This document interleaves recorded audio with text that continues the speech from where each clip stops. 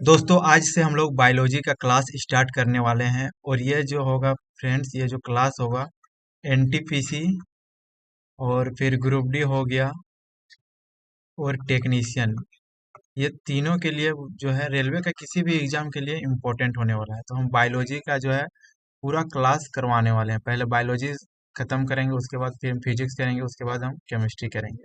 तो आज हम लोग आज के क्लास में शुरू करेंगे बायोलॉजी। तो चलिए फ्रेंड्स शुरू करते हैं वीडियो को। तो देखिए यहाँ पे बायोलॉजी में हम लोग क्या पढ़ेंगे। सबसे पहले आप लोग जानते हैं कि बायोलॉजी को हम लोग दो पार्ट में डिवाइड करते हैं। एक होता है जूलॉजी और एक पार्ट होता है इसका बॉटनी। तो जूलॉजी में हम लोग क्या, जूलॉजी को हिंदी में बोलते हैं जंतु विज्ञान और बॉटनी को बोलते हैं वनस्पति विज्ञान। तो हम लोग बायोलॉजी को दो पार्ट्स में डिवाइड करते हैं, एक जूलॉजी और एक बॉटनी। तो हम लोग बॉटनी में बेसिकली क्या पढ़ते हैं, प्लांट्स के बारे में। प्लांट्स के बारे में हम लोग स्टडी करते हैं बॉटनी में, और जूलॉजी में हम लोग स्टडी करते हैं एनिमल्स के बारे में।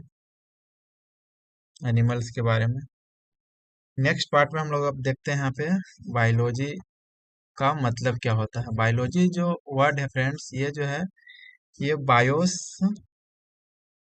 प्लस लोगस से बना हुआ है। तो हम लोग को पता है बायोस मतलब होता है जीवित, जीवित या जिसको हम लोग बोलते हैं लिविंग। तो बायोस मतलब होता है लिविंग या फिर जीवित, और लोगस मतलब होता है स्टडी। स्टडी यानी अध्ययन करना। तो हम लोग यहाँ पे बेसिकली बायोलॉजी में क्या पढ़ेंगे कि कोई भी जो एनिमल होगा, कोई भी प्लांट्स और एनिमल्स, एक्चुअली बायोलॉजी के अंदर तो हम लोग दोनों दोनों पार्ट आ गया बता दिए कि एक होता है बॉटनी और एक होता है जूलॉजी। तो हम लोग इसमें, क्योंकि बॉटनी में पेड़ पौधे के बारे में पढ़ते हैं, तो पेड़ पौधा में भी तो लिविंग होता है, उसमें भी तो जान होता है। तो हम लोग यहाँ पे जीवित चीजों का अध्ययन करेंगे बायोलॉजी में। यानी हम बायोलॉजी को हम लोग कैसे डिफाइन कर सकते हैं कि हम एक ऐसा सब्जेक्ट है जिसमें हम लोग सजीवों का अध्ययन यानी अध्ययन करेंगे, स्टडी ऑफ लिविंग थिंग्स।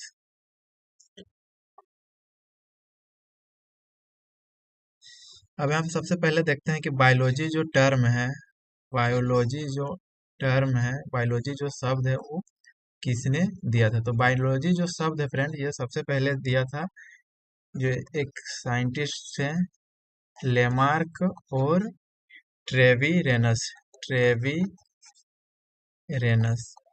तो आपको लोग को पूछा जाएगा कि बायोलॉजी जो शब्द है वो कौन दिए थे, तो लेमार्क और ट्रेवी रेनस। बायोलॉजी जो शब्द है लेमार्क और ट्रेविनस ने दिया था। अब फ्रेंड्स हम लोग जो है कुछ इम्पोर्टेंट जो है साइंटिस्ट के बारे में स्टडी करते हैं। Important scientist. फ्रेंड आज के क्लास में कोई फ्रेंड बेसिक बेसिक चीज देखेंगे, हम लोग नेक्स्ट क्लास से जब कोई टॉपिक शुरू करेंगे। आज हम लोग इंट्रोडक्शन केवल डिस्कस करेंगे। तो सबसे पहले हम लोग अरस्तु के बारे में अध्ययन करते हैं। अरस्तु के बारे में, तो फ्रेंड्स अरस्तु जो है, अरस्तु को ही हम लोग फादर ऑफ बायोलॉजी बोलते हैं। Father of biology. Father of biology किसको बोलते हैं, अरस्तु को। और इसी को हम लोग फादर ऑफ जूलॉजी भी बोलते हैं, फादर ऑफ जूलॉजी। तो अरस्तु से कौन कौन सा क्वेश्चन बनेगा फ्रेंड, फादर ऑफ बायोलॉजी और फादर ऑफ जूलॉजी जो है अरस्तु को बोलते हैं। अब नेक्स्ट स्लाइड में देखते हैं।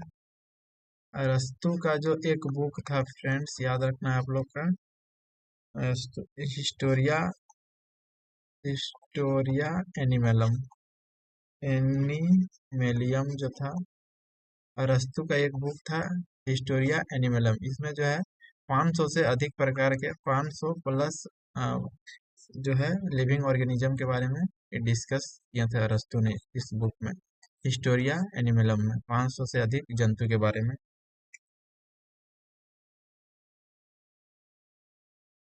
नेक्स्ट साइंटिस्ट याद रखना है थियोफ्रेस्टस।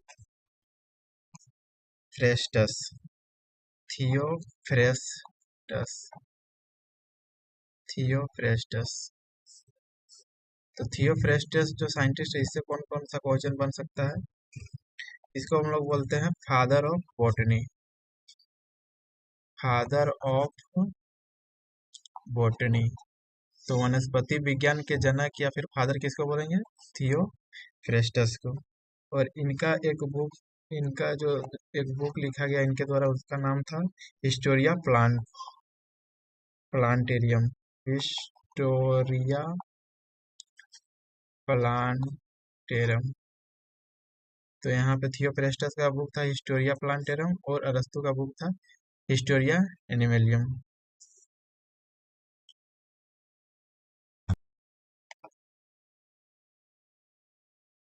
नेक्स्ट साइंटिस्ट आता है एंटोनी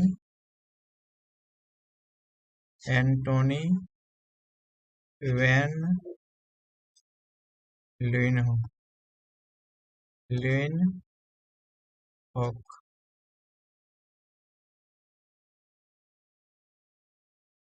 एंटोनी वैन लीनहोक। तो फ्रेंड्स, इसको बोलते हैं father of microbiology. Father of microbiology यानी सूक्ष्म जो जैविकी है उसका पिता हम लोग बोलते हैं सूक्ष्म जैविकी का पिता बोलते हैं एंटोनी वैन लीनहोक को। और इनको क्या ये जो है, ये एंटोनी लीनहोक ये जो है वो जीवित कोशिका की खोज किए थे। जीवित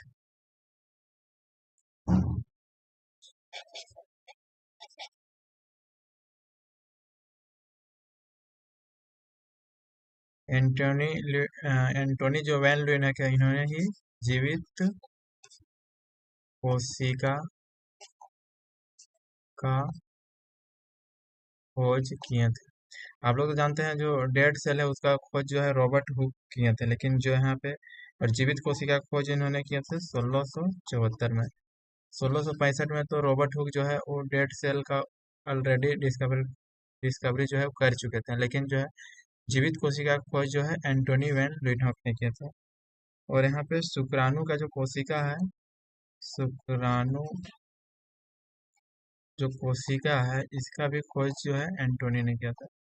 शुक्राणु कोशिका की खोज। और एंटोनी वैन लीनहोक से और क्या क्वेश्चन बन सकता है कि सबसे पहले जो साइंटिस्ट है जो प्रोटोजोआ के बारे में अध्ययन किए थे। प्रोटोजोआ का अध्ययन जो है सबसे पहले लीनहोक नहीं किए थे। तो यहाँ पे देखिए एंटोनी वैन लीनहोक से कौन कौन सा प्रश्न बन सकता है? फादर ऑफ माइक्रोबायोलॉजी कहते हैं, यानी सूक्ष्म जैविकी का पिता। जीवित कोशिका की खोज जो है एंटोनी वैन लीनहोक ने किया था। फिर शुक्राणु कोशिका की खोज, फिर प्रोटोजोआ का अध्ययन किया था। फिर जो है ये इनको हम जीवाणु का भी खोज जो है किया था। जीवाणु का खोज भी जो है वो एंटोनी लीनहोक ने ही किया था। नेक्स्ट एक साइंटिस्ट आता है friends Charles Darwin. Charles Darwin. Charles Darwin. इससे कौन कौन सा क्वेश्चन बनेगा फ्रेंड्स? और ये इंग्लैंड के रहने वाले थे। इंग्लैंड के रहने वाले थे। इनसे जो इनको बोलते हैं father of modern biology. Biology यानी आधुनिक जीव विज्ञान के पिता बोलते हैं। आधुनिक जीव विज्ञान के पिता बोलते हैं चार्ल्स डार्विन के। और केवल जो है फादर ऑफ बायोलॉजी तो हम लोग अरस्तु को बोलते हैं, लेकिन यहाँ पे पूछा जाएगा कि आधुनिक जीव विज्ञान का पिता या जनक कौन है, तो चार्ल्स डार्विन है। इनका एक बुक है, उस बुक का नाम आप लोग को याद रखना है on the origin of species. On the origin of species. और जो है एक पादप में एक हार्मोन पाया जाता है friends, auxin hormone. Auxin hormone का भी जो है वो डिस्कवरी किए थे। ऑक्सिन जो हार्मोन है उनका जो डिस्कवरी भी जो है वो चार्ल्स डार्विन ने किए थे। तो चार्ल्स डार्विन से कौन कौन सा क्वेश्चन बनेगा? फादर ऑफ मॉडर्न बायोलॉजी यानी आधुनिक विज्ञान के पिता जो है चार्ल्स डार्विन को बोलते हैं। इनका एक बुक है on the origin of species, और जो है चार्ल्स डार्विन जो है एक हार्मोन का खोज किया था, ऑक्सिन हार्मोन का। और फ्रेंड्स इन्होंने एक सिद्धांत दिया था विकासवाद का सिद्धांत। सिद्धांत का नाम था, क्या था? विकासवाद का सिद्धांत। तो फ्रेंड्स चार्ल्स डार्विन से ये सब पॉइंट जो है आपको याद रखना है कि फादर ऑफ मॉडर्न बायोलॉजी बोलते हैं चार्ल्स डार्विन का। इनका एक बुक था on the origin of species, और एक हार्मोन का खोज किया था, ऑक्सिन हार्मोन। इनका जो सिद्धांत दिया था वो विकासवाद का सिद्धांत दिया था, जो सिलेक्शन पर आधारित था, यानी क्या बोलते हैं, प्राकृतिक चयन पर आधारित था, यानी ये विकासवाद का सिद्धांत। तो आज का वीडियो फ्रेंड्स यहीं तक रखते हैं। नेक्स्ट क्लास से हम लोग एक कोई टॉपिक बायोलॉजी का लेके हम लोग कंटिन्यू करेंगे वीडियो को।